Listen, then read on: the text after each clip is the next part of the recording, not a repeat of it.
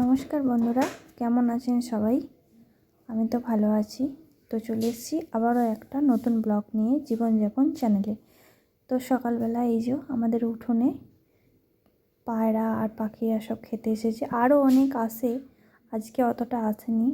যেদিন আসবে অনেক সেদিন আপনাদের সঙ্গে সবটা দেখাবো।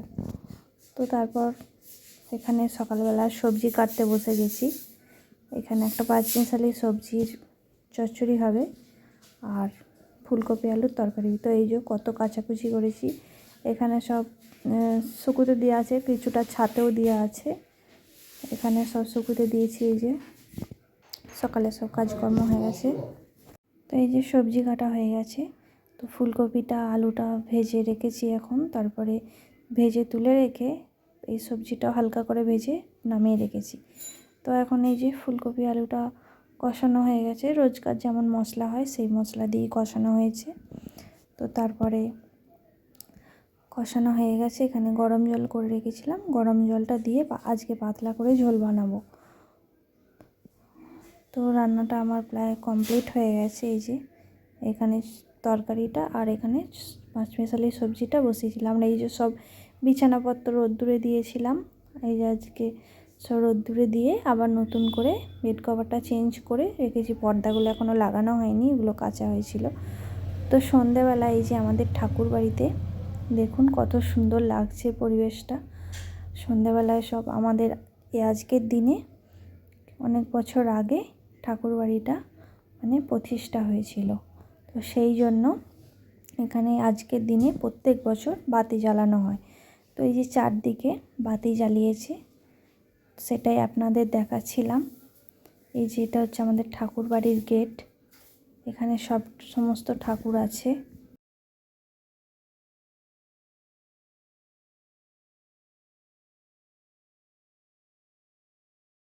তো দেখুন কত সুন্দর লাগছে, তাই না? চতুর্দিকে বাতিটা জ্বালিয়ে খুব সুন্দর দেখতে লাগছিল।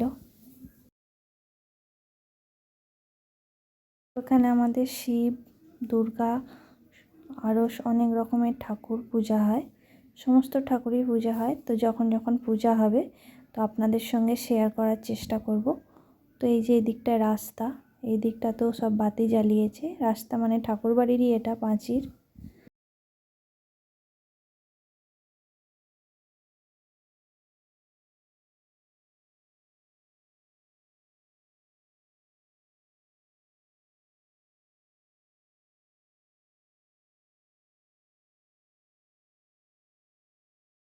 এটা হচ্ছে বেলতলা, বেল, এখানে বেল বরণ হয় মা দুর্গার। তো এই যে আমাদের এটা হচ্ছে ঠাকুর বাড়ি। তো দেখুন কেমন লাগছে, প্লিজ আপনারা জানাবেন কেমন লাগছে, কমেন্টের মাধ্যমে আমাকে জানাবেন। আর আমার ভিডিওটা ভালো লাগলে প্লিজ সবাই লাইক, কমেন্ট অ্যান্ড শেয়ার করবেন।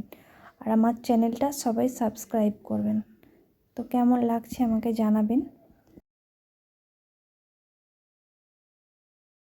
তো এখানেও আমি দাঁড়িয়েছিলাম। তো সবাই দেখছে কেমন লাগছে। তো সবাই দাঁড়িয়ে আছে, বাচ্চারা আনন্দ করছে।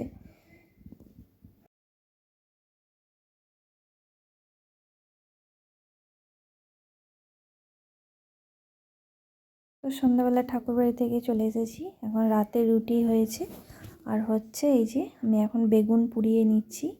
তো সবাই বললো আজকে বেগুন পোড়া দিয়ে রুটি খাবে। তো বেগুনগুলো মাঝখান দিয়ে কেটে নিয়েছিলাম, তার মধ্যে লঙ্কা ভেতরে দিয়ে তেল মাখিয়ে বেগুনটা আমি এখন পুড়িয়ে নিচ্ছি।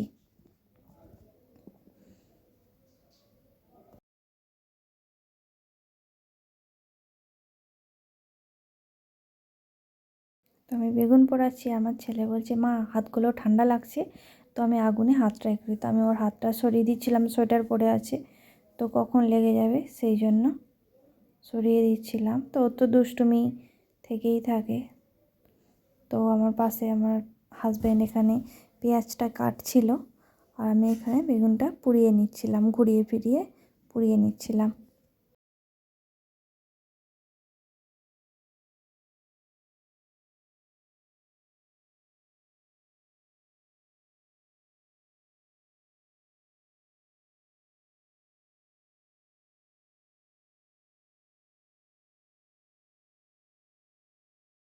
তো এই যে ও বেগুনটা পুড়িয়ে দিচ্ছিলো, আর ছেলে এখানে দুষ্টুমি করে যাচ্ছে সমানে।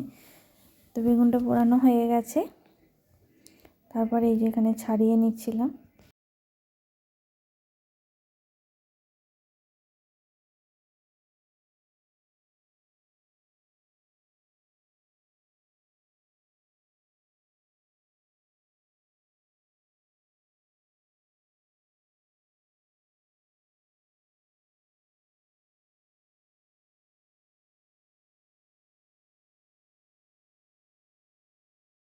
তো ছাড়িয়ে নেওয়া হয়ে গেছে। তো এখন এখানে তেল দিয়ে দিচ্ছিল।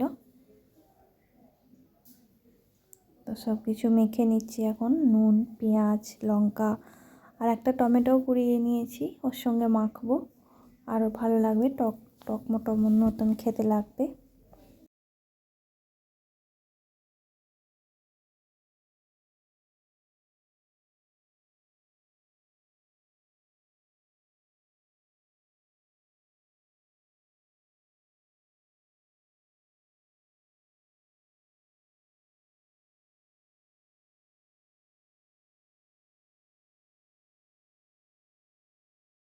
এই যে সব কিছু দিয়ে এখন মেখে নিচ্ছি।